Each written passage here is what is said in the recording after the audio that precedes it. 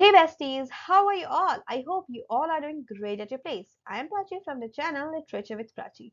And today we are going to continue with PDC 101, Block 3, Mrichkatika, of course, Unit 2, Mrichkatika plot structure and analysis. And this is the second part of this unit. So now let's talk about the topic of this unit. So as we all know that we have already covered these four topics in our previous session. So if you haven't watched that video, then you can check the playlist of BGC 101, as well as you can also check the description box of this video. You will find the link of that session. So if I'll talk about today, then today we're gonna discuss these three topics. Okay. So the first is a view of Act 1 to 4 in the play. Second is expansion of the theme in Act 5 to 8. And the third one is significance of the storm. सो अब देखो topic में आपका importance जो है बता दिया जा रहा है कि कौन से एक्ट्स में क्या चीज इंपॉर्टेंट है। अब देखो अ view of act 1 to 4 that means 1 to 4 में आपको मेनली प्लॉट पे काम करना है, मतलब उसे देखना है कि क्या चीजें हुई है, ठीक है, उसे थोड़ा ज्यादा डिटेल में देखना है। नाउ नेक्स्ट आपका जो टॉपिक है वो क्या है, तो एक्सपेंशन ऑफ थीम। देखो यहाँ पे थीम लिखा हुआ है, मतलब आपको एक्ट 5 से लेकर एक्ट 8 तक थीम पे ज्यादा ध्यान देना है। तो स्टोरी तो पता चली जाएगी आपको, बट थीम देखना, आपको उस पे ज्यादा आपका आपको उस पे ज्यादा ध्यान देना है कि क्या है themes. Next is significance of the storm. तो इसका डायरेक्टली क्वेश्चन आपका आ सकता है एग्जाम में कि write the significance of the storm in the play Mrichchhakatika, ठीक है। और remaining topics we are gonna discuss it in our next session. So the topic is a view of act 1 to 4 in the play. तो अब हम लोग यहाँ पे जो फर्स्ट टॉपिक हम लोग उसको डिस्कस करने वाले हैं, जो कि सीधे सीधे बता रहे हैं कि यहाँ पे हम लोग एक्ट 1 से 4 के बारे में जानेंगे, ठीक है। अब यहाँ पे जो आपको दिख रहा है कि एक्ट 1 छोटा में खत्म हो गया है, सेकेंड एक्ट इतना छोटा है, थर्ड एक्ट इतना छोटा है, एक्ट 4 इतना छोटा है। तो लेट मी टेल यू कि ये एक इंसिडेंट है, जो इम्पोर्टेंट इंसिडेंट्स है एक्ट्स के, वो सिर्फ यहाँ पे मेंशन किए गए हैं। आपका जो मेन पूरा एक्ट है वो थोड़ा लॉन्ग है, और अगर आपको चाहिए कि मैं एक्ट वाइज एकदम डिटेल में बताऊं तो उसके लिए आपको कमेंट करना होगा, क्योंकि मैं यहाँ पे एग्जाम पर्पज से पढ़ा रही हूँ, क्योंकि एग्जाम के लिए काफी कम टाइम है। और मैंने पूछा भी था कि कौन सा ब्लॉक, तो आप लोगों ने बोला था कि 101 का ब्लॉक थर्ड जो है हमें डिस्कस करना है, तो इतना टाइम नहीं है। तो मैं सिर्फ वो चीजें फोकस कर रही हूँ जिससे क्वेश्चन बन सकते हैं। और आपके बुक में आप इनका बुक खोल के देखोगे तो आपको यही चीजें देखने को मिलेगी, इतनी छोटे छोटे छोटे चीजें। और मैं आपको एक चीज बताती हूँ, आपके इग्नू बुक में जितना ज्यादा दिया हुआ है, जैसे कि कोई पर्टिकुलर टॉपिक है, वो जितना लंबा है उसके क्वेश्चंस बन आने के सबसे ज्यादा चांसेस होते हैं लॉन्ग आंसर में। जो थोड़ा छोटा है इसका मतलब उस जो पर्टिकुलर चीज लिखी हुई है बुक में सिर्फ वो इंपॉर्टेंट है, उसके बारे में ज्यादा डिटेल में जाने की जरूरत नहीं है। But as a English honours student you should know, ठीक है। अगर आपको आगे प्रोफेसर बनना है, एज अ करियर आपको लेना है ये इंग्लिश लिटरेचर को, तो आपको थोड़ा डिटेल में, थोड़ा नहीं काफी डिटेल में जाना पड़ेगा, ठीक है। ज्यादा टाइम वेस्ट नहीं करते क्योंकि इसमें स्लाइड्स काफी हैं, तो हम लोग डिस्कस करना स्टार्ट करते हैं, ठीक है। तो एक्ट 1 की बात करते हैं। तो एक्ट 1 में यहाँ पे क्या दिखा गया है, the depositing of the ornament. It refers to the running away of Vasantsena from her home and seeking shelter elsewhere, but she successfully leaves her ornaments and with Charudat's friend Maitreya. अब देखो act 1 थोड़ा सा confusing हो सकता है आपका। अब मैं यहाँ पे आपको चीज बता देती हूँ कि किस पे ज्यादा फोकस करना है। तो देखो एक्ट 1 एक्ट 2 आप देख रहे हैं, इन सबके नाम दिए हुए हैं, तो इस पे ज्यादा ध्यान देना कि एक्ट 1 का नेम क्या है, एक्ट 2 का नेम क्या है, एक्ट 3 का नेम क्या है। ऐसे ही हमारा ब्लॉक 1 में भी नेम दिया हुआ है हर एक एक्ट का, तो उसके नेम बहुत अच्छे से आपको ध्यान में रखने हैं, उससे क्वेश्चन बनते हैं। ऐसे पूछ जाएगा कि इस वाले में क्या हुआ था, है ना, डिपोजिटिंग ऑफ द ऑर्नामेंट में क्या हुआ था, इस एक्ट में क्या था, तो आपको उसे समझाना पड़ेगा, उसे वहां पे एक्सप्लेन करना होगा, ठीक है। अब देखो एक्ट 1 यहाँ पे डायरेक्टली बताया हुआ है कि वहां पे वसंत सेना जारी होती है, तो मैं आपको थोड़ा डिटेल में बता देती हूँ, क्योंकि आप कंफ्यूज हो जाओगे कि वसंत सेना क्यों अपने घर से भाग गई है, क्या हो रहा है, काइंड ऑफ थिंग। तो देखो हमारा जो ये प्ले है ना, जैसे मैंने आपको बताया हुआ है कि प्रोलोग से कोई प्ले स्टार्ट नहीं होता, ना ही उसके कैरेक्टर्स हमें प्ले में देखने को मिलते हैं, but this Mricchakatika is different. तो देखो प्रोलोग में से ही हमें हमारा जो विदूषक है मैत्रेय है, वो जेस्टर है, वो दिख जाता है, ठीक है यहाँ पे। तो यहाँ पे आप देखोगे कि जो मैत्रेय है वो एक ब्राह्मण होता है, वो चारुदत्त का फ्रेंड है, यानी हमारे प्रोटैगोनिस्ट का फ्रेंड है। जो कि वो जा रहा होता है रास्ते से, जहाँ पे उसको जो होता है ना सूत्रधार समझ लो, उसको रोकता है, उसको इनवाइट करता है कि कुछ रिचुअल्स उसके घर में परफॉर्म करने, तो मैत्रेय उसके लिए मना कर देता है। वो काफी जल्दी में होता है, कौन? मैत्रेय जल्दी में होता है। अब यही प्रोलोग जो है हमारा जो फर्स्ट एक्ट है उसमें कंटिन्यू होता है। कंटिन्यू मतलब क्या? यहाँ पे इसी तरह से मैत्रेय जो है अपने रास्ते में जा रहा होता है, चारुदत्त को ढूंढ रहा होता है। It is starts with a soliloquy by Maitreya, ठीक है। तो याद रखना इस टाइम पे जो प्रोलोग चल रहा है, जो प्ले चल रहा है एक्ट 1 का, उसमें सोलिलोक्यू है यहाँ पे मैत्रेय का। सोलिलोक्यू क्या होता है? तो इसमें हमें जो है हमें इनर थॉट्स सुनाई देते हैं कैरेक्टर्स के। वो ऑन द स्टेज किसी भी लोगों को सुनाई नहीं देंगे, बट वो ऑडियंस, एज ऑडियंस हम उसे सुन सकते हैं, ठीक है। चारुदत्त जो है यहाँ पे फिर सेंटर में आता है स्टेज के अपनी मेड रद्निका के साथ। वो बहुत ही ज्यादा परेशान होता है अपनी गरीबी से, बहुत ही ज्यादा। और फिर बाद में मैत्रेय उससे मिलता है, फिर वो दोनों का, चारुदत्त और मैत्रेय का दोनों का पोवर्टी पे एक बातचीत चलती है, काइंड ऑफ थिंग। तो अब यहाँ पे पोवर्टी के बारे में बात कराने से क्या मतलब, क्यों दिखाया गया भाई, ये क्या है, क्यों दोनों पोवर्टी के बारे में इतना लंबा खींचा गया है इस प्ले को? तो देखो, by the commentary on poverty, Sudraka जो है उन्होंने जनरल सोशल एटीट्यूड पे एक लाइट डाला है, रोशनी डाली है कि किस तरह से जो सोसाइटी है, जो सोशल एटीट्यूड है, वो प्यूअर्स को लेकर रहा है, सुद्रक जो हमारे प्ले राइट है उनके टाइम पे, ठीक है। बट अब यहाँ एक चीज मैं आपको बता दूं कि चारुदत्त भले ही गरीब हो गया, बट उसने अपना रिचुअल्स जो है ना वो नहीं छोड़ा, मतलब वो लोगों को दान देता है, ठीक है। वो मतलब वो बहुत ज्यादा वेल्दी था, बट क्या हुआ कि वो इतना ज्यादा उसने मतलब दान दिया, इतना दान दिया कि वो खुद ही पुअर हो गया, ठीक है। तो इसी वजह से जो मैत्रेय है वो थोड़ा चारुदत्त से गुस्सा है, इन दोनों के बीच में थोड़ी बातचीत चल रही है, यही है।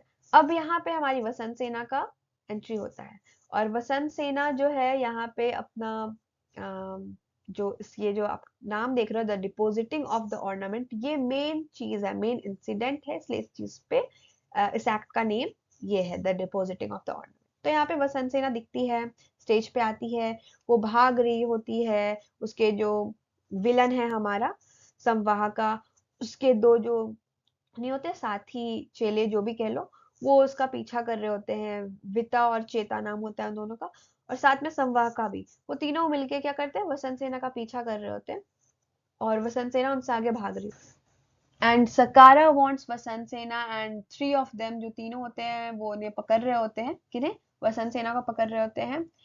और जो वसंत सेना की अगर बात करें तो वो दूसरी प्रोटैगोनिस्ट है, जैसा कि मैंने पहले भी बताया हुआ है कि ये एक लव प्ले है, यहाँ पे रोमांटिक प्ले है, तो इसमें दोनों को दिखाया गया है।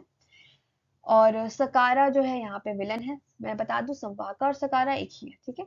सॉरी, संवाहका नहीं, सॉरी, समस्थान का, ओके, संवाहका मैंने बाय मिस्टेक बोल दिया। अभी इतने सारे एक्ट्स है ना कि मैं भी कंफ्यूज हो गई। तो कंटिन्यू करते हैं। सॉरी, समस्थान का और सकारा दोनों एक ही लोग हैं, ठीक है। तो वो वसंत सेना भाग रही होती है, भाग रही होती है, और वो जाके चारुदत्त के घर में छुप जाती है, ठीक है।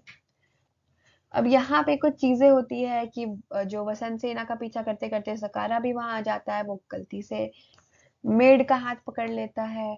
फिर मतलब बहुत सारी चीजें यहाँ पे होती है, मिसअंडरस्टैंडिंग्स होती है, जहाँ पे सकारा मेड का हाथ पकड़ लेता है, उसके बाद वो डर जाती है, फिर उसको सकारा को भगा देते हैं, फिर वो लोग वहां से भाग जाते हैं। फिर वसंत सेना तो उससे मिलती नहीं है, तो वो तीनों चले जाते हैं। उसके बाद फिर क्या होता है, वसंत सेना जो है वो बाहर आती है, फिर वो इंट्रोड्यूस करती है खुद को चारुदत्त से। और उसका जो फ्रेंड है मैत्रेय, वो भी जान रहा होता है वसंत सेना को कि वो एक प्रोस्टिट्यूट होती है। तो वसंत सेना जो यहाँ पे क्या होता है कि Vasantasena she had fallen in love with Charudatta, लेकिन वसंत सेना को घर भी तो जाना होता है, काफी लेट हो चुका होता है। तो वो जितने भी उसके ऑर्नामेंट्स जो भी उसने पहने होते हैं, गहने वगैरह, वो सब निकाल के रख देती है, ठीक है। अब वो ऐसा क्यों करती है, ये क्वेश्चन उठता है। तो क्योंकि देखो नाइट हो गया था, और उस टाइम पे बहुत सारे बदमाश लोग घूमते रहते हैं, तो हो सकता है वो लोग चोरी कर ले। तो इसीलिए जो है उसने अपने सारे ऑर्नामेंट्स को डाल दिया, और वहां से फिर चली गई। अब यहाँ पे क्या होता है, एक्ट 1 खत्म हो जाता है। चलो, ये चीज आपको एक्ट 1 मैंने स्टार्टिंग में इसलिए कंफर्म किया कि आपको आ रहा है या नहीं आ रहा है, क्योंकि एक्ट 1 थोड़ा सा कंफ्यूजिंग है, तो मैंने आपको बताया कि एक्चुअल में इसमें क्या हुआ था। अब सेकेंड एक्ट से हम लोग सिर्फ और सिर्फ जो यहाँ पे मेंशन किया हुआ है सिर्फ उसी को पढ़ेंगे as a summary kind of thing, ठीक है। तो देखो सेकेंड एक्ट यहाँ स्टार्ट होता है और इसका नेम क्या है, Samvahaka the gambler. We see in the second act possibilities of growth in Samvahaka's character, who initially was a professional sampoer but later took to gambling. तो यहाँ पे हमारा मेनली सेकेंड एक्ट जो है संवाहका के बारे में होता है। संवाहका को याद रखना, ये मेन कैरेक्टर है, आगे जाके इसका बहुत इंपॉर्टेंट रोल है, तो इसको याद रखना है आपको। When caught by a debtor on the road and pressed to pay up the losses he incurred, he helplessly looks around for protection. Finally, he is rescued. अब देखो यहाँ ये तो मेंशन है कि इसको बचा लिया गया, बट किसने बचाया, उसे वसंत सेना ने बचाया। तो आगे जाके संवाहका भी वसंत सेना की हेल्प करता है, ठीक है। तो वसंत सेना ने उसे बचाया, उसके बाद फिर वो गैम्बलिंग छोड़ के वो क्या बन जाता है, मॉन्क बन जाता है, बुद्धिस्ट मॉन्क बन जाता है। The third act gets the name the making of a breach. अब देखो इसका क्या मतलब हुआ, समझ लो जैसे कि आपने कोई, अगर आप कोई पुरानी मूवी देखोगे, चोर वगैरह उसमें देखोगे, तो उसमें दिखाएगा ना कि वो लोग वॉल के बीच में होल बना देते थे और फिर वहां से वो लोग अंदर घुस जाते थे। मेनली ये सारी चीजें विलेज मूवीज में आपको देखने को मिलेगी, ठीक है। तो यहाँ पे क्या होता है, यहाँ पे सरविली का एक न्यू कैरेक्टर आया है, यहाँ पे ये कौन है, एक ब्राह्मण है। तो यहाँ पे इसने ही ये जो होल है दीवार में बनाया है, क्यों, चोरी करने के लिए। या यहाँ पे चारुदत्त के घर में क्या करने आया है, चोरी करने आया है। तो ये चारुदत्त के घर में घुसता है, बलगरी यानी भाई चोरी करने के लिए। Interestingly he observes conventions of good behaviour and checks himself many times while taking the cask of gold from the home he broke into. अब देखो घुस तो जाता है सर्वलिका चारुदत्त के घर पे, बट वो सोच रहा होता है कि इतना अच्छा इंसान है चारुदत्त, क्या इसके घर में चोरी करना ठीक रहेगा।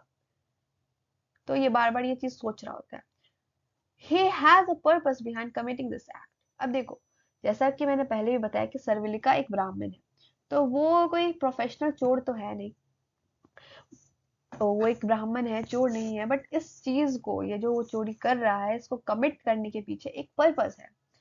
क्या पर्पस है वो, कि वो अपनी बिलवेड को स्लेवरी से रिलीज कराना चाहता है मनी देकर, ठीक है। और वो जो वुमेन है वो वसंत सेना की मेड सर्वेंट होती है, उसका नेम मदनिका होता है, आगे आपको पता चलेगा। तो थर्ड एक्ट की अगर बात करें तो उसमें मेनली हमें दिखाया गया कि सर्वलिका का जो हाउस ब्रेकिंग स्किल्स है ना वो कैसा है। यहाँ पे दिखाया गया कि सर्वलिका इस चीज में कितना स्मार्ट है एंड काइंड ऑफ थिंग, ठीक है। इसे आप थोड़ा सा डिटेल में एक बार बुक में ओवरव्यू ले लोगे ना, आप आंसर एकदम इजी कर लोगे। एक्ट 4 की तरफ बढ़ते हैं। So if I talk about act 4 summed up at the end as Madanika and Sharvilaka. तो यहाँ पे आपका मदनिका और सर्वलिका के बारे में मेनली बताया गया है। इट टेल्स द व्यूअर और रीडर्स, समझ लो हम, सर्वलिका स्टेट ऑफ माइंड, कि सर्वलिका का क्या मतलब, वो क्या सोच रहा है, उसके दिमाग में चल क्या रहा है भाई, वो क्यों चोरी करने घुसा जब वो चोर है ही नहीं। which is that of a man working hard to earn for his beloved the freedom from slavery। जैसे हम लोगों ने पहले डिस्कस किया है, वो अपनी बिलवेड को स्लेवरी से आजाद करना चाहता है, फ्रीडम दिलाना चाहता है, तो फिर वो लोग मैरी करके आराम से रह पाएंगे अपनी लाइफ में। Another concern highlighted in the beginning of the act is Vasant Sena's dignity as a woman and lover। यहाँ पे इस एक्ट में क्या दिखाया गया है कि वसंत सेना का डिग्निटी एज अ वुमेन और लवर क्या है, ठीक है। देखो ऐसा नहीं है कि मदनिका और सर्वलिका वाला जो एक्ट है यानी एक्ट 4 वो बस डायरेक्टली इन लोगों से स्टार्ट हो गया। पहले क्या होता है, एक्ट एक्चुअल में एक्ट क्या से स्टार्ट होता है, act begins with a conversation between Vasant Sena and her maid servant Madanika. फिर वसंत सेना मदनिका को बताती है that she falls in love with Charudatta, और फिर मदनिका जो है वो वार्न कर रही होती है दैट चारुदत्त इज पुअर, लेकिन वसंत सेना जो है उसको इस चीज से कोई परेशानी नहीं होती है। She is not bother about it that Charudatta is poor, ठीक है। तो फिर आगे ये चीजें होती है, फिर मदनिका और सर्वलिका का चलता है, जहाँ पे छुप के सर्वलिका मदनिका से मिलने आता है एंड ऑल थिंग्स इसमें दिखाई जाती है। सो हियर वसंत सेना faces the crucial dilemma of being a lover and a quotation. अब देखो यहाँ पे ऐसे दो चीजें, या तो वो लवर बन के रह सकती है या तो कोटेशन बन के रह सकती है। whereas she likes the first from the core of her heart. But अगर उसकी बात करें कि वसंत सेना को क्या अच्छा लगता है, तो उसे एज अ लवर रहना ज्यादा पसंद है, और उसे सेकंड जो है, सेकंड यानी कोटेशन बनने से उतना मतलब उसे पसंद नहीं है। ठीक है, किसी भी लड़की को कोटेशन बनना क्यों अच्छा लगेगा, है ना। तो वसंत सेना को जो है प्रोस्टिट्यूट बनने से ज्यादा लवर बनना ज्यादा पसंद था। Vasantasena add that the king's brother-in-law Samsthanka has sent an ornament as a gift accompanied by the request that she reach him by his carriage. अब देखो यहाँ पे क्या है कि वसंत सेना को यहाँ पे संस्थान का यानी कि सकारा एक गिफ्ट भेजता है, एक ऑर्नामेंट भेजता है एज अ गिफ्ट, कि वो उसके साथ कैरियर में बैठ के चले। The arrangement for this proposed act is under instruction from Vasant सेना's mother, यानी कि वसंत सेना की मदर की सहमति से ये चीजें हो रही थी, है ना। तो यहाँ पे हम लोगों ने क्या देखा कि यहाँ पे मेनली वसंत सेना के डिग्निटी एज अ वुमेन और लवर के बारे में बताया गया है, जहाँ पे वो दो डायलेमा से जी रही है, एक लवर और एक एज अ कोटेशन। ठीक है, so our next topic is expansion of the theme in act 5th to 8th। देखो मेनली इस पे थीम पे ध्यान देने के लिए यहाँ पे बोला गया, तो आप यहाँ पे जो भी पढ़ोगे उसमें थीम ढूंढना कि इस चीज का थीम क्या है। ठीक है, आगे तो हम लोग को डिस्कस करने मिलेगा, आगे हम लोग यूनिट में देखेंगे, बट द थिंग इज कि आपको खुद से ढूंढने की कोशिश करनी चाहिए। ठीक है, चलो एक्ट 5th की तरफ बढ़ते हैं। तो in the act 5th Charudatta confronts in poetic terms the scene of gathering clouds. यहाँ पे क्या है कि जो चारुदत्त है उसका जो फीलिंग्स है, जो उसके मन में चल रहा है, उसे एज पोएटिक टर्म्स में दिखाया गया है, गैदरिंग क्लाउड्स वगैरह दिखाकर, और कुछ नेचर के कुछ चीजें दिखाकर। नेचर यहाँ पे कह सकते हो ह्यूमन नेचर को पोर्ट्रे कर रही है। और यहाँ पे वसंत सेना और चारुदत्त दोनों एक दूसरे को मिस कर रहे होते हैं। चारुदत्त का जो लव है वसंत सेना के लिए वो बढ़ रहा होता है, ग्रो कर रहा होता है। ठीक है, so here you can say the quotation Vasant Sena is put on a pedestal by her lover। तो पहले मैं एक बात बता दूं कि देखो जो वो जो थीफ है वो लेकर चला गया था, तो वो तो वसंत सेना को मिल जाता है। ठीक है, उस एक्ट में, एक्ट जो लास्ट एक्ट हम लोगों ने पढ़ा जहाँ पे सर्वलिका और एक्ट 4 जो था, सर्वलिका और मदनिका मिलते हैं, तो उस टाइम पे वसंत सेना को पता चल जाता है, उसको असली वाला जो कैस्केट ऑफ गोल्ड है वो मिल जाता है। बट यहाँ पे चारुदत्त को तो कुछ पता ही नहीं है ना, तो वो जो है मैत्रिया को दूसरा जो ऑर्नामेंट है वो लेकर भेजता है। ठीक है, तो यहाँ पे आप जब वो जा रहा होता है मैत्रिया, तो यहाँ पे देख सकते हो कि यहाँ पे काउंटर पॉइंट बनाया गया है, जहाँ पे जो वसंत सेना है उसके बारे में, मतलब सोसाइटी की नजरों में वो कैसी है as a courtesan, as a prostitute, उसको किस तरह से देखा जा रहा है। तो यहाँ पे आप देख सकते हो कि जो मैत्रिया है, जो हमारा विदूषक है, he calls her harlot after noting that she does not pay attention to him as he gives her the ornament sent by Charudatta. ठीक है, तो यहाँ पे क्या होता है कि मैत्रिया को यहाँ पे लगता है कि ये कोटेशन जो है खुद पे काफी घमंड है, ऐसे काइंड ऑफ थिंग। यहाँ पे मैत्रिया एम्फसाइज करता है कि कोटेशन जो है ग्रीडी होती है, पेटी होती है, ये अपने प्रोफेशन को लव और डिवोशन से ऊपर रखती है, आगे रखती है। ठीक है, अब देखो यहाँ पे मैत्रिया जो इस चीजों के बारे में बात कर रहा है, ये फिलोसफिकल नहीं है, बट ये वो चीजें हैं जो अपने सराउंडिंग्स में देख रहा होता है। ठीक है, जैसे कि अभी हम लोग इंडिया में हैं, तो हम लोग इंडियन लैंग्वेजेस जानते हैं, आप जहां से भी हो वहां की लैंग्वेज जानते हो, है ना।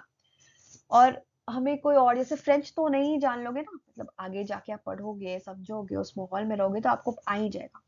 बट एज अ इंडियन जो आपका बर्थ होता है, जैसे जैसे बर्थ, तो अपने सराउंडिंग से ही चीजें सीखते हो, यहाँ का कल्चर ही आप अपनाओगे। ऐसा तो नहीं है कि आप यहाँ के होके अमेरिकन कल्चर जो है उसे फॉलो कर रहे हो।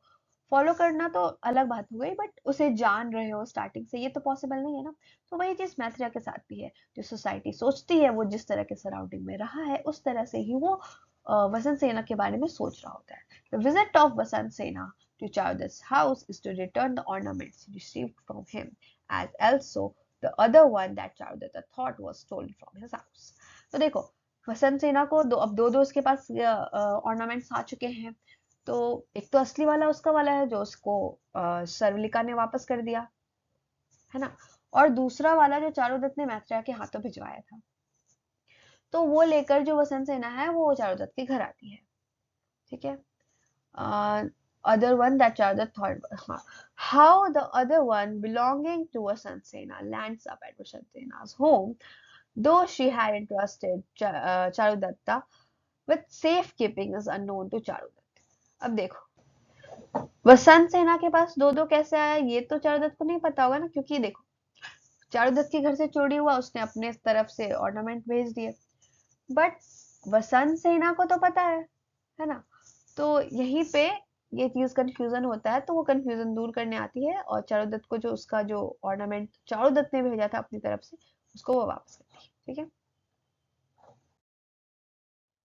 Next is significance of the storm. ये काफी इंपॉर्टेंट टॉपिक है, इसको बहुत अच्छे से पढ़ने वाले हैं। ठीक है। Okay, so in the fifth act is the storm. Following the gathering of dark clouds, it is presented as a mirror in which the passion of lovers for each other is reflected. तो यहाँ पे क्या हो रहा है, यहाँ पे जो स्टॉर्म्स दिखाए जा रहे हैं, डार्क क्लाउड गैदर कर रहे हैं, एक तरह से यहाँ पे मिरर की तरह दिखाया जा रहा है, दो लवर्स का पैशन दिखाया जा रहा है जो कि इस नेचर में रिफ्लेक्ट हो रहा है, इस storm में reflect हो रहा है. The grandeur of the storm is caught in words and on the stage in particular. It may be combined with music, human movements, and the scene of trees falling and leaves flying around. Act 5th called a stormy day. तो Act 5th का name क्या है? A stormy day. The attention paid by the playwright to the storm symbolizes the commonness between nature and humanity. तो यहाँ पे जैसे मैंने पहले भी बोला था कि यहाँ पे जो स्टॉर्म है वो क्या पोर्ट्रे कर रहा है, क्या सिंबलाइज कर रहा है, ये दिखा रहा है कि ह्यूमैनिटी और नेचर में कितना कॉमननेस है, कितनी सिमिलैरिटीज है. We do not miss the fact that the appearance of natural phenomenon presented through the storm is fundamentally a human act. तो यहाँ पे क्या बताया जा रहा है कि यहाँ पे बताया जा रहा है कि जो नेचुरल फिनोमिनन यहाँ पे प्रेजेंट किया गया है इस प्ले में, वो एक तरह से ह्यूमन एक्ट के बारे में बता रहा है, एक फंडामेंटल ह्यूमन एक्ट के बारे में पोर्ट्रे कर रहा है. That is how nature is shaped by the help of the human imagination. The storm is shaped by the human mind. It was already there as an objective fact. The point being made is that both humanity and the outside world of vegetation, sounds, and the fact of hardness or softness coexist and affect one another. यानी यहाँ पे क्या बता रहा है सीधा सीधा कि ह्यूमैनिटी और बाकी जो नेचर की चीजें हैं वो एक दूसरे को अफेक्ट करती है. For the playwright Sudraka the storm is happening of great proportions and makes him and the audience aware of the power and appeal hidden in nature. अब एक्ट 6 में आ जाते हैं. तो एक्ट 6 में क्या दिखाया गया है, यहाँ पे हमें देखने को मिलता है कि वसंत सेना का जो कैरियज है वो मिक्सअप हो जाता है, यानी दो कैरियज आते हैं और यहाँ पे दोनों एक दूसरे से मिक्सअप हो जाते हैं, एक्सचेंज हो जाते हैं. ये एक्ट काफी इंपॉर्टेंट है, आप कह सकते हो कि इसके नाम पे इस प्ले का नाम रखा हुआ है इस एक्ट पे. ठीक है. तो जैसा हम लोगों ने लास्ट में पढ़ा था कि जो वसंत सेना है वो चारुदत्त के घर आती है, तो वहां पे क्या होता है कि उसका चारुदत्त का सन होता है, वो अपने फ्रेंड लोगों के साथ ना खेल रहा होता है. तो देखता है कि उसके बाकी के जो फ्रेंड्स हैं उसके पास जो टॉय कार्ट है वो गोल्ड से बने हुए हैं. रोहसेना भी अपने फादर को यानी चारुदत्त को जाके बोलता है कि मुझे भी गोल्ड का टॉय कार्ट चाहिए. उसके फादर जो है उसको मिट्टी का लाके दे देते हैं, मृच्छकति का, है ना, द क्ले कार्ट. तो उसे वो लाके दे देते हैं, तो वो रोने लगता है. उसके बाद फिर जो वसंत सेना है वो उसे बहुत सुंदर से अच्छे से सजा देती है अपने ऑर्नामेंट से जो कि गोल्ड के होते हैं. फिर रोहा सेना खुश हो जाता है, वो खेलने चला जाता है. ठीक है. उसके बाद आगे की चीजें क्या होती है, अब यहाँ पे जो है चारुदत्त है वो वसंत सेना को पुष्पकरंद का गार्डन में बुलाता है. ठीक है. तो वहां पे वो बोलता है मैं कैरेज भेज दूंगा, उस पे आ जाना. अब वसंत सेना जो है उसके लिए दो कैरेज आते हैं. एक तो वसंत सेना का जो लवर है यानी कि चारुदत्त उसने भेजा होता है, और दूसरा किसने भेजा होता है, वो विलन का होता है, विलन ने भेजा होता है कि वसंत सेना उस वाले कैरेज में बैठकर उसके साइड आ जाएगी, यानी सकारा के पास आ जाएगी। अब चलो इसे रीड करते हैं। सो act 6 begins with a long exchange of views between Vasant Sena and her maid servant. ठीक है। The conversation is marked by wit and playfulness, यानी कि वही चिढ़ा रही होती है वसंत सेना को, kind of thing. However, there is a tinge of sadness in the voice of Vasant Sena that is caused by the distance that exists between her and her lover. मतलब वो चारुदत्त से दूर होने की वजह से sad होती है कौन? वसंत सेना. In the act, she prepares to meet him away from the home in a garden. मतलब वही पुष्प करंद का गार्डन में मिलने के लिए वो रेडी हो रही होती है। ठीक है। This is the crucial moment in the play. It is an occasion of mix-up of the two carriages. अब देखो एक्ट 6 मैंने पहले भी कहा है इंपॉर्टेंट है, क्योंकि यहाँ पे दो कैरेजेस मिक्सअप यानी कि एक्सचेंज होने वाले हैं. The one of the Charudat that waits at the door of the house for Vasant Sena and the second that belongs to Sakara और संस्थान का, जिसे आप विलन या फिर एंटागोनिस्ट भी कह सकते हो. और ये कौन होता है? ये किंग का ब्रदर इन लॉ होता है.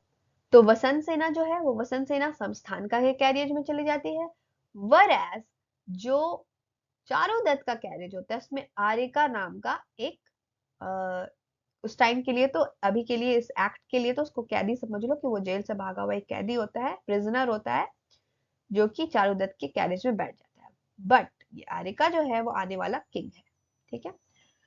हाँ, तो the mixup helps the important prisoner of the state escape from jail and move out of the city. तब वो सिटी से बाहर जाने के लिए वो उस कैरेज का हेल्प लेता है. कौन? आरिका.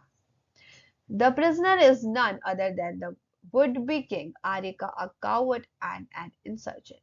अब ये मैंने पहले ही बता दिया है कि आरिका जो है चारुदत्त के कैरेज में बैठ जाता है और वो आगे जाके किंग बनेगा इस प्ले में. We get a glimpse of Charudatta's son Rohasena, a young child who wishes. अच्छा, मैंने ये उल्टा कर दिया, ये जो है ना ये ग्लिम्स वाली चीज रोहसेना वाला ये ऊपर जाएगा. ठीक है. तो ये मैंने आपको वैसे भी पहले ही एक्सप्लेन कर दिया कि रोहसेना एक यंग चाइल्ड होता है जो टॉय कार्ड उसको चाहिए होता है, जो कि गोल्ड से बना हुआ हो. और उसके जो फादर है वो तो पुअर है अभी के लिए, तो वो कैसे अफोर्ड करेंगे गोल्डन कार्ड. तो maid servant of the house उसे जो है जो उनकी मेड सर्वेंट होती है चारुदत्त की, वो उसे एक कार्ट ऑफर करती है जो कि क्ले से बना होता है. ठीक है. लेकिन वसंत सेना बाद में उसे सजा देती है. We mark that the play takes its title from the clay cart, a small detail that in no way reflects anything vital in the play. Yet the play is called the clay cart or Mrishkatika. ठीक है. As the said mix-up that gives the impression of being evoked by the cart of the child is central of the Act 6.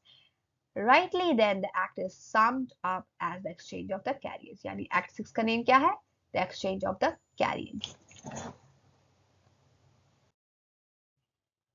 तो अब act 7 की बात करते हैं. सो act 7 is short and it shows only the climax of Arika successfully escaping from the arms of the state. तो वो भागने में कामयाब हो गया है क्योंकि उसकी चारुदत्त हेल्प करता है.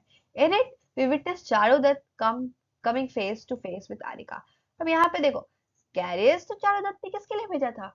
वसंत सेना के लिए. और उसमें निकला कौन? आरिका. अब यहाँ पे चारुदत्त और आरिका आमने सामने हो जाते हैं. फिर आरिका उसको समझाता है कि क्या चीजें चल रही है. The two exchange greetings. Arika is beholden to Charudat since the latter has assisted him in slipping away from the city. तो चारुदत्त क्या करता है? आरिका की हेल्प करता है सिटी से बाहर निकलने में. That also carries the seed of the final resolution of the play that it hinges upon Charudat gaining his strong economic position. तो यहाँ पे आप देख सकते हो कि आर्या की हेल्प करके चारुदत्त ने कितना बड़ा काम किया और आगे जाके इस प्ले में हमें एक फाइनल रेजोल्यूशन देखने को मिलेगा, जहां पे मैंने आपको बता दिया है कि आरिका आने वाला किंग बनने वाला है. अब चारुदत्त ने आरिका की हेल्प की है, तो आप जान सकते हो कि आगे जाकर चारुदत्त की कितनी बड़ी हेल्प हो सकती है, जहां पे वो इकोनॉमिकली फिर से स्ट्रांग हो सकता है. In this he will get the support of the new king यानी आरिका. The seventh act also lets the audience see that the value of goodness and a balanced temperament is essential for the smooth running of life in the kingdom. The summing up of the action of this part of the play is descriptive. The escape of Arika. तो Act 7 का name क्या है? The escape of Arika. So here is Act 8. तो Act 8 में यहाँ पे क्या दिखाया गया है? Here, the plot is well laid out, indicating the intentions of various characters at a deeper level. यहाँ पे बहुत सारे characters के बारे में हम लोग deeper level में जानेंगे. In this act, specific lines of distinction are drawn. Have a look at Cheta, स्थावर and Beta. अब देखो इन दोनों के बारे में मैंने पहले ही आपको बताया है कि ये दोनों कौन है. ये दोनों सकारा और संस्थान का कह लो उसके सर्वेंट होते हैं. ये दोनों हेल्प कर रहे होते हैं वसंत सेना को चेज करने में सकारा की. ठीक है, तो अगर कहीं पे आपको क्वेश्चन में दिख जाए स्थावर का तो वो चेता है. ठीक है, वैसे ऐसा क्वेश्चन बनने वाला तो नहीं है क्योंकि एक छोटा सा कैरेक्टर है, बट फिर भी जान लोगे तो अच्छा होगा ताकि आप अपने आंसर को थोड़ा घुमा फिरा के लंबा करके अच्छे से लिख पाओ. The former is the driver of Sakara's carriage and the later is described as a friend and associate of Sakara. जैसा मैंने बताया फ्रेंड कह सकते हो, सर्वेंट कह सकते हो. ठीक है, और सकारा के कैरेज का ड्राइवर कह सकते हो. The trio is engaged in immoral and unlawful activities in the city, and the state protects them since its head Sakara is the brother-in-law of the king.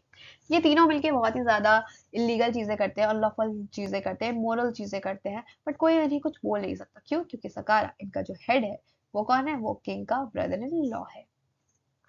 The main aspect of this act, however, is that it presents a crime involving murder and gives an altogether different turn to the play that is unexpected and horrifying.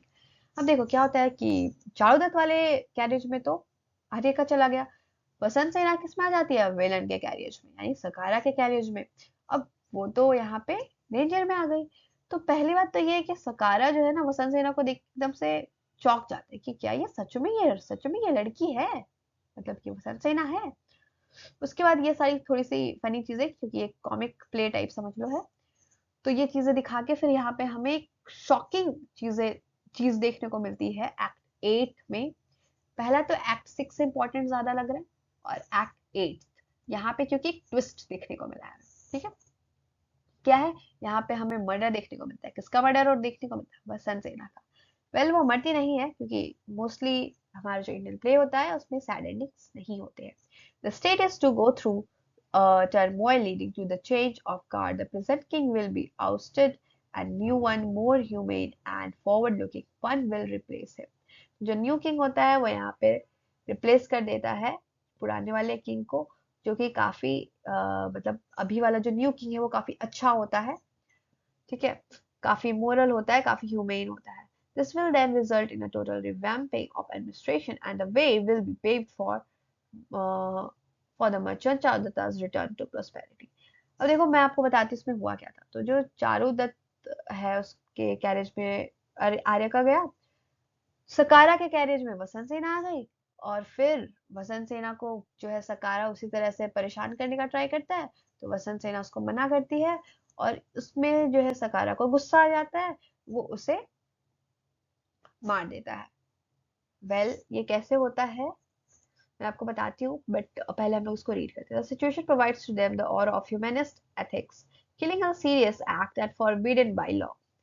When the Sakara, the one enjoying the protection of the king, asks a servant to kill a woman, वो अपने servant को मारने के लिए कहता है वसंत सेना को. The various points of morality and ethics get raised, and the scope is further widened by references to the 5 elements: the earth, the sun, of course जो बाकी के होते हैं, the water, जो भी है, wind, वो सब मिलाकर. The intention of the individual servant Cheta impresses us because of its stress upon principles. क्या होता है? चेता मना कर देता है कि वो वसंत सेना को नहीं मारेगा. He is able to see the bad and unholy deeds from the good acts quite closely. This lends an edge to his standpoint. In the broader picture of the play, the perspective of Pitta and Cheta merges with that of the high place in the city. Act 8 is given the title of the killing of वसंत सेना. तो यहाँ पे सकारा को गुस्सा आ जाता है, वो वसंत सेना को मार देता है, उसकी जो सांसें वो रुक जाती है और वो उसको नीचे फेंक देता है. फिर क्या होता है आगे हम लोग पढ़ेंगे आगे के एक्ट्स में. ठीक है, लेकिन आप इतना जान लो कि इस एक्ट के अकॉर्डिंग वसंत सेना की डेथ हो चुकी है और उसे सकारा ने मारा है, और इस एक्ट का नेम है द किलिंग ऑफ वसंत सेना. Clear? So besties, now this is the end of this session and I hope this session is helpful for you. yes, then kindly like, share, comment, and subscribe this channel. And yes, don't forget to click the bell icon. Furthermore, you can join my Telegram channel. There you will keep updated with the notices of IGNOU. And besties, now here is something important I wanted to tell you is आप लोग comment करो, जो भी problem है आप लोग पूछो, ठीक है। अगर आपको वीडियोस में कुछ प्रॉब्लम लग रही है तो वो भी बताओ। जैसे कि किसी ने कमेंट किया था कि बैकग्राउंड का कलर ज्यादा डार्क हो रहा है तो मैं उसे कम करूं, कंटेंट देखने में प्रॉब्लम हो रही होगी, है ना। तो जैसे उन्होंने बताया तो अभी मैंने जो है बैकग्राउंड का कलर कम किया और जो हमारा कंटेंट है वो व्हाइट में है, आपको अच्छे से दिख रहा होगा, राइट। तो इस तरह से मैंने चीजों को रेक्टिफाई किया। नाउ अगर आप कमेंट नहीं करोगे और बस जो भी चीजें हैं वो वैसे ही चलती रहेगी तो मुझे पता नहीं चलेगा, वो चीजें रेक्टिफाई नहीं होंगी, वो चीजें सही नहीं होंगी, फिर आप उस चीज में स्ट्रगल करोगे। Next is voice. वॉइस का मैंने हर कुछ चीज ट्राई करके देखा है, बट पता नहीं क्यों एक तो वॉइस काफी लो हो जा रही है और जो मेरा एक्चुअल जो वॉइस है वो भी काफी चेंज है, एकदम सा फटा फटा सा। And the third thing is कि बैकग्राउंड से कुछ टाइप का साउंड आते रहता है, आई डोंट नो व्हाई। मैंने मतलब हर चीज ट्राई किया, लाइक लिटरली। तो अगर किसी को कोई आइडिया हो कि ये वॉइस कैसे ठीक हो सकती है तो उसके बारे में भी मुझे आप कमेंट पे बता सकते हो, ठीक है। सो क्या करना है आपको, जो भी चीजें आपको लगे कंफ्यूजन है उसके बारे में पूछो, ठीक है। और इंस्टाग्राम चैनल भी जो है, इंस्टा पे भी मैं अवेलेबल हूँ, उसका लिंक भी मैं आपको डाल दूंगी डिस्क्रिप्शन बॉक्स में। वहां पे हम लोग जो है आपको जो भी क्वेश्चन हो आप वो लोग पूछ सकते हो, ठीक है। So these are the things which I wanted to tell you. Now we will meet in our next session. Until then, take care of yourself, keep studying, and yes, if you are watching this a day before exam, then all the best.